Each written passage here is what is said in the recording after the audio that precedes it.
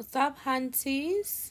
So today I'm going to be showing you how I put the tracks onto the cap, or the wefts onto the cap, onto this glueless frontal. Please make sure you watch the first part of this video so you can know how to cut and apply this frontal to a dome cap. If you could pretty much do the exact same thing with the adjustable cap too, but the video that I have is with a dome cap, hunty. Okay, so please don't start this video without watching the first part. Make sure you watch the first part. If you already watched the first part, congratulations, hunty. Let's move on to the next part. So I'm just making sure, trying to see how I want this to fit onto the cap, hunty. Okay, all right. That is it. That is it. That is it. So now I'm going to go ahead. I'm going to go ahead and pin the wefts down.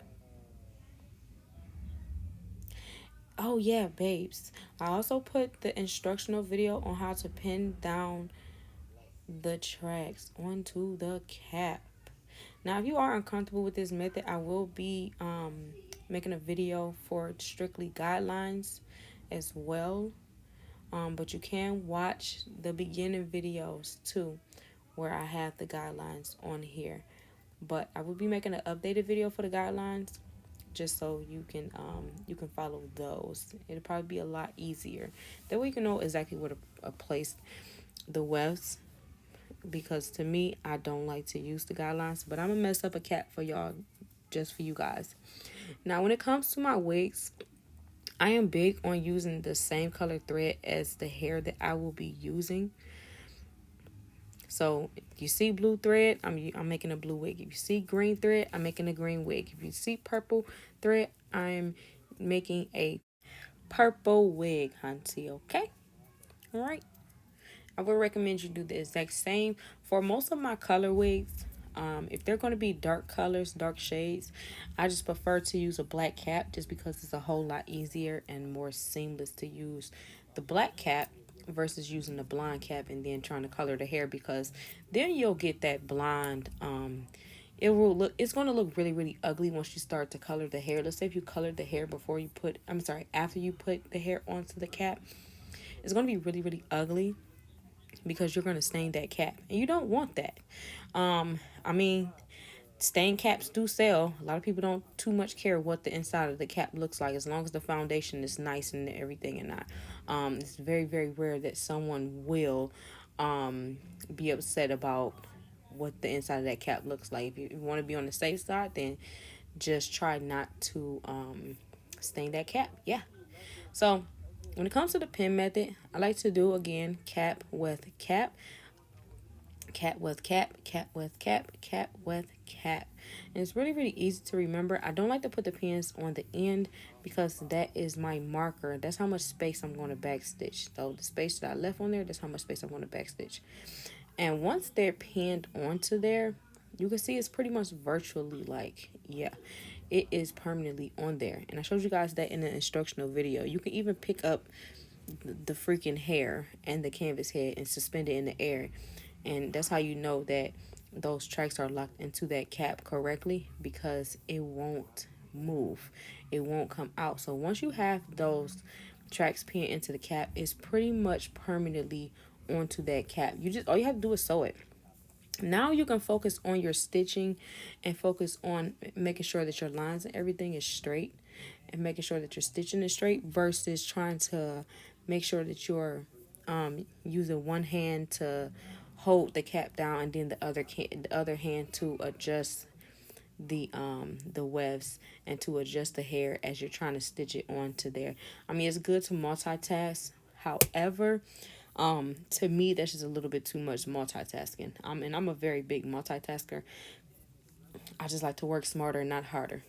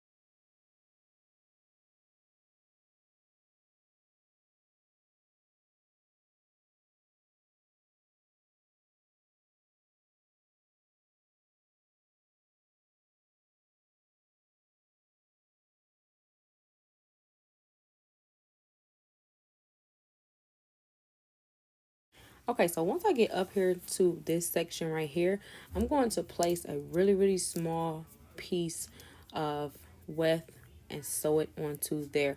Now, you can extend your weft and then sew it onto there.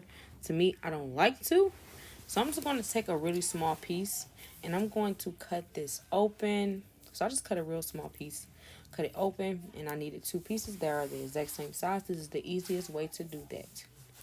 So pull all the strings out, everything, whatnot, blah, blah, blah. You can do this beforehand and then just keep those pieces to the side since you already know the length of those pieces before you even double the wefts, which will be a really, really great idea. However, I didn't do that. I just cut them open. So let's go ahead and slide my wig under the presser foot. See that? This is the small piece that I'm going to use. And I'm going to single stitch this. I'm not going to zigzag stitch. So I prefer to single stitch literally any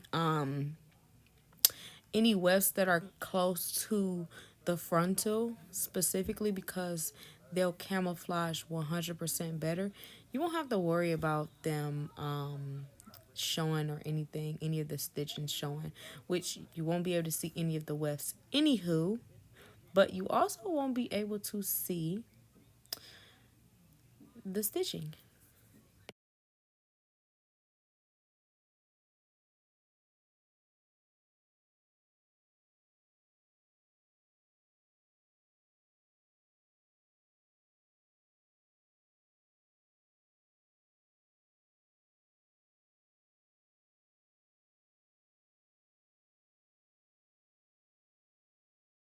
So that part is really, really easy to do. You don't have to worry about using the pins for that part either because it won't matter. It's a really, really small space. There's no need for the pins.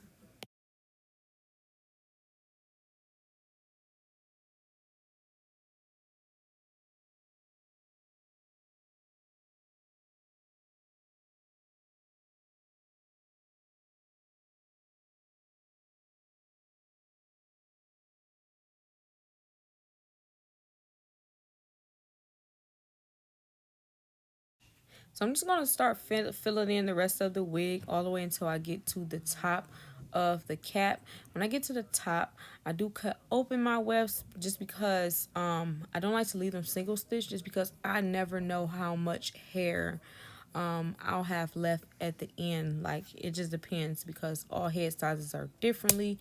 And some weeks I put 3 bundles in, some weeks I put 4 bundles in. For this one in particular, I only put 3 bundles in. And when I get to the top, I don't use the pins either when I'm using horizontal. When I'm using the horizontal stitch, which is the same as the straight stitch.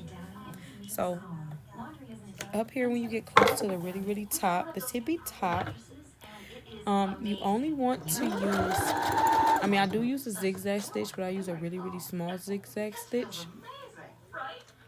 And you can refer to the instructional video for the stitches that I use. It should be in maybe like unit 4 or 5, one or the other. If not, check for the closures unit, and that will be in there. So now, babes, like I said, I don't use the pins when I get to the top. This is a really small space. You don't want to have to be worried about pins or any of that. So I just fill in the top. When I get to the last 2 tracks, I straight stitch those last 2 tracks because, yet again, I don't want my zigzag stitching to be shown. I feel like if you use the zigzag stitch throughout the entire wig all the way to the top, you will be able to see it. As well as I don't want so I'm trying to camouflage the zigzag stitching, as well as up here at the top. I pretty much want those last couple tracks to look like they're literally just basically like glued onto there.